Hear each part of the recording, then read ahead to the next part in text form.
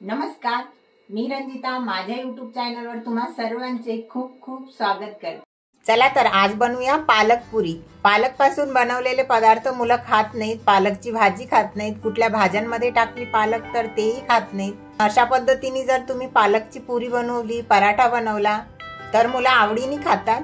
तर चला मग आजची रेसिपी सुरू करूया। इथे मी एक पालकची जुडी घेतली, जुडी छान बघून घ्यायची, आतमध्ये सडलेली तर नाही पालक, आणि ताजी आणि फ्रेश बघून घ्यायची। बघू शकता किती ताजी छान टवटवीत पालक आहे। तर पालक निवडताना फक्त पानं नाही घ्यायचे, तर पालकच्या काड्या जेवढ्या समजा कवड्या दिसतात तुम्हाला, कवड्या आहेत अशा वाटतात, तिथून तोडून घ्यायच्या। पालक निवडताना पानावर पण अशा पद्धतीच्या बघा पांढऱ्या लाईन्स असतात, तशा पानांमध्ये अळी असते, तेवढा पानाचा हिस्सा काढून टाकायचा।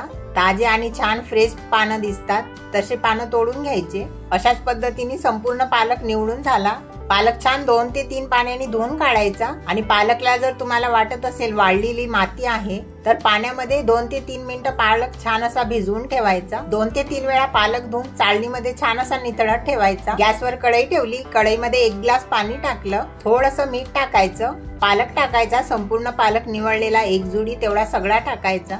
चम्मचने अशा पद्धतीने संपूर्ण पाण्यामध्ये मिक्स करायचा। पालक आता तुम्हाला जास्त दिसत असेल, पण तो जसजसा शिजला जातो तसतसा अगदी कमी होतो। बघू शकता तुम्ही पालक किती जास्त दिसत होता, शिजल्यानंतर किती कमी झाला ते। गॅस बंद करायचा, पालक पाण्यामधून काढून घ्यायचा, थंड झाल्यानंतर मिक्सरच्या पॉट मध्ये टाकायचा। पाणी न टाकता मिक्सरवर बारीक करून घ्यायचा आहे आपल्याला। पालक मध्ये जर जास्त पाणी असेल तर पीठ मळताना गव्हाचं पीठ आपल्याला जास्त लागू शकते। 5 ते 6 हिरव्या मिरच्या टाकायच्या, 1 चम्मच जिरं, 1 इंच अद्रकचा तुकडा, 7 ते 8 लसूणच्या पाकड्या मिक्सरच्या पॉट मध्ये टाकायच्या,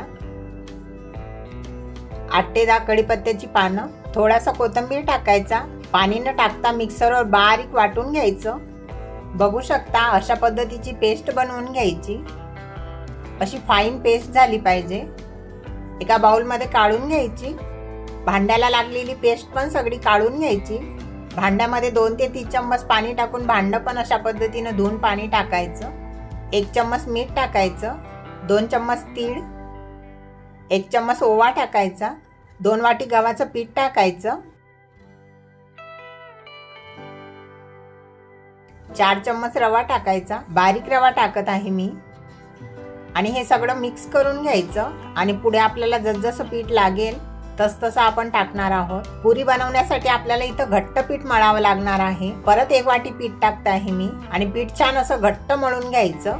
असं छान घट्ट पीठ मळायला मला पूर्ण 4 वाट्या पीठ लागलं गव्हाचं। तुम्हाला पीठ मळायला यापेक्षा जास्त पण गव्हाचं पीठ लागू शकते, किंवा यापेक्षा कमी पण लागू शकते। पीठ मळून झाल्यानंतर थोडंसं तेल टाकायचं, तेल टाकून थोडंसं पिठाला असं मळून घ्यायचं, वरच्या साईडने छान असं तेल चोपडून घ्यायचं, आणि 5 ते 6 मिनिटं आपण असं झाकून ठेवणार आहोत। गॅसवर कढई ठेवली, कढईमध्ये तेल गरम करायला ठेवलं, तेल साईडला गरम होते तोपर्यंत पुऱ्या लाटून घेऊया। पिठाचा छोटासा गोळा घ्यायचा, हातावर अशा पद्धतीने गोल गोल बनवून छोटे छोटे उंडे करून घ्यायचे।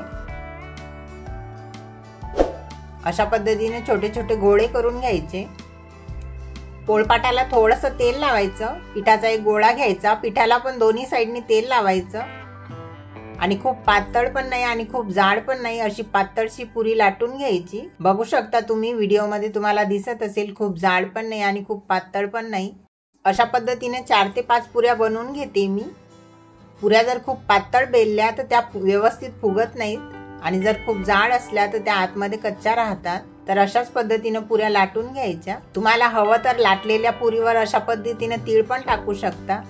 हलके प्रेस करायचे। पुडी तळताना तेलामध्ये तीळ निघत पण नाही, आणि दिसायला पण छान दिसतंय। तेल छान मीडियम गरम झालं, तेलामध्ये अशा पद्धतीने पुरी टाकायची, लगेचच झाऱ्याने हलवायची नाही।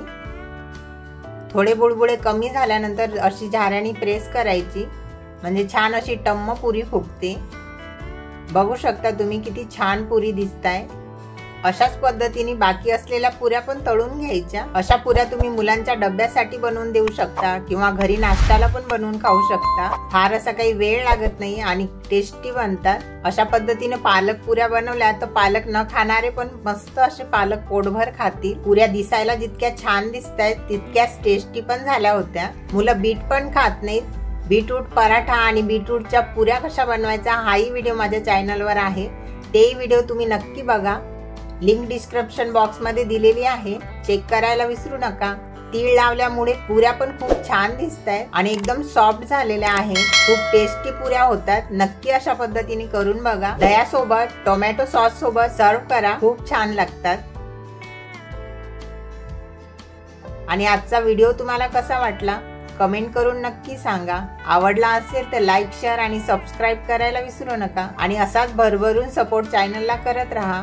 संपूर्ण व्हिडिओ बघितल्याबद्दल खूप खूप धन्यवाद।